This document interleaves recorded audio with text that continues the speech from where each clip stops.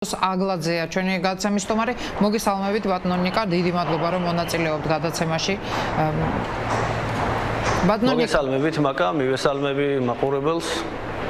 ბატონო ნიკა, მესმის რომ ძალიან მძიმე არის ის თემა, ჩემთვის პირადად ძალიან მძიმეა, რადგან მე უკვე ვთქვი გადაცემაში ქართული ჯარი, მე მინდა რომ იყოს ჩვენი ქვეყნის სიამაყე და ყველამ თითოეულმა ჩვენგანმა ვიამაყოთ იმით რომ ყავს ასეთი არაჩვეულებრივი ჯარი.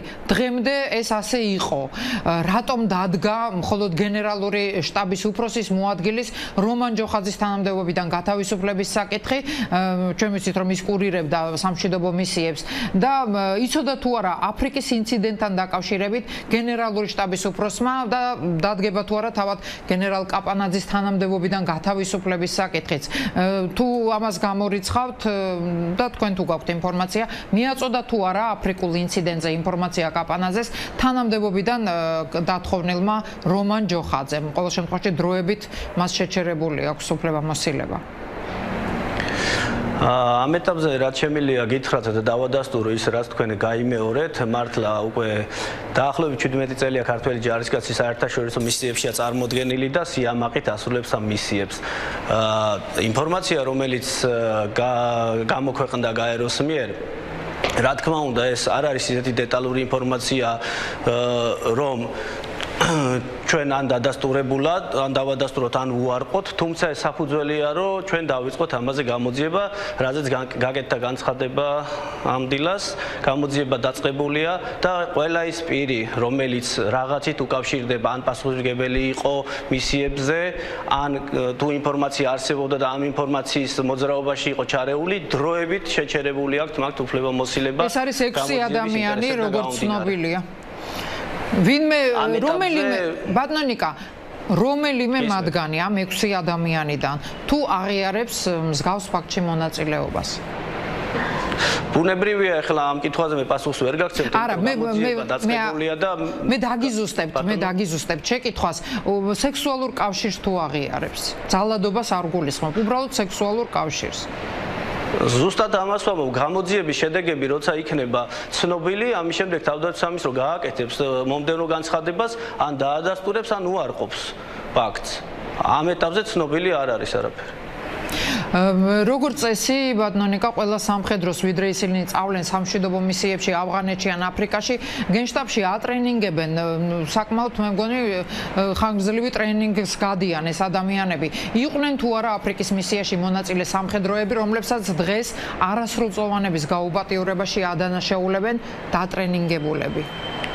არის თუ არა იმის ალბათობა, რომ ადგილობრივი ერთი რამ მინდა გკითხოთ, მე ძალიან მერიდება ახლა ამ შეკითხვის დასმა, რადგან ჩვენ ვსაუბრობთ არასრულწლოვან ადამიანებზე, ბავშვებზე პრინციპში, მაგრამ მაინც უნდა დავსვა ეს შეკითხვა, რადგან გაიჟღერა 1-2 მსგავსმა მოbrunებამ ფაქტისას და აუცილებლად უნდა გკითხოთ ესეც. არის თუ არა იმის ალბათობა, რომ ადგილობრივებმა პირიქით თავად შესთავაზეს ქართულ ჯარისკაცებს სექსმომსახურება, პროვოკაცია წამოაგეს და ისიც იყო ნათქვამი, რომ თანხაც იყო გადახდილი ამ მომსახურეობის საფასურად. აი, შესაძლო არის თუ არა, რომ ეს ასე ყოფილიყო? რა სიტყვით? ხო, ნაწილობრივ მე ამ შეკითხვას გავეცი პასუხი. ჩვენთვის რომ არ ყოფილიყო ეს ინფორმაცია საკმარისი გამოძიება დაგვეწყო, ამ ფაქტს უარყოფდით. ნებისმიერი ინფორმაცია, რაც ირიბად ან პირდაპირ ეჭვის ქვეშ აყენებს ქართველი ჯარისკაცის რეპუტაციას, ჩვენთვის უკვე საფუძველია რომ დავიწყოთ გამოძიება, რადგან თუ ქართველი ჯარისკაცი არის დამნაშავე, საზოგადოება უნდა იცოდეს პირველ რიგში, მეორე რიგში შერაუბძალებმა, რომ ჩვენ დამნაშავეებს ხელს არ ვაფარებთ. და თუ უდანაშაულოა, ამაზეც საზოგადოება უნდა მიიღოს ინფორმაცია, იმიტომ რომ დღეს შერაუბძალები მისიებში იბრძვის. მას სჭირდება საზოგადოების მხარდაჭერა. ამიტომ ყველაფერს თავის სახელი უნდა დაერქვას, უდანაშაულო უნდა იყოს, დამნაშავე უნდა დაისაჯოს. ვერ გეტყვით ამ ეტაპზე იქ რა მოხდა, ისევ უნდა დაველოდოთ ჩვენ გამოძიების შედეგებს. ფულს უხდიდნენ, არ უხდნენ, შესთავაზეს, არ შესთავაზეს, ეს მოგონილია, ამას გამოძიება დაადგეს და დამატებით გაკეთდება განცხადება. სამხედრო პოლიციის გარდა თუ არის ვინმე სხვაც ჩართული გამოძიებაში? ამ ეტაპზე საერთაშორისო ორგანიზაციებს გულისხმობ, რა საკვირველია? ამ ეტაპზე სამხედრო პოლიციაში არის ძიება დაწყებული. თუ საჭირო გახდა, რა თქმა უნდა, ჩვენ აბსოლუტურად ღია ვართ, რომ ვითანამშრომლოთ როგორც ეროვნულ დონეზე, ასევე საერთაშორისო დონეზე სხვა საგამოძიებელ უწყებებთან, მაგრამ ამ ეტაპზე ესეც არ არის ცნობილი, დაგვჭირდება თუ არა. გვაცადეთ, ძალიან გთხოვთ ცოტა ხანი რაღაც ეტაპზე გავალთ და ეტაპობრივად თავდაცვის სამინისტრო მიაწვის საზოგადოებას ინფორმაციას. აფრიკაში, ავღანეთში, ანუ ყველა სამშვიდობო მისიაში, როგორც წესი, ჯარისკაცებთან ერთად არის სამხედრო პოლიციაც, რომლებიც არიან კანონით ვალდებული, ყველა ჯარისკაცი ყავდეთ კონტროლზე. ხომ არ ფიქრობთ, რომ იმ შემთხვევაში, თუ ქართველი ჯარისკაცების დანაშაული დადასტურდა, გამოიკვეთოს სწორედ ამ სამხედრო პოლიციის შემადგენლობის დაუდევრობის და გულგრილობის საკითხი და დამნაშავეების სია გაიზარდოს?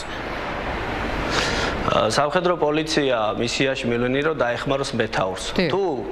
თუ და არქნას რო ეს დადასტურდეს, თუ ქართველი ჯარისკაცის ბრალი დადასტურდა, პირველ რიგში მეთაური აგებს პასუხს.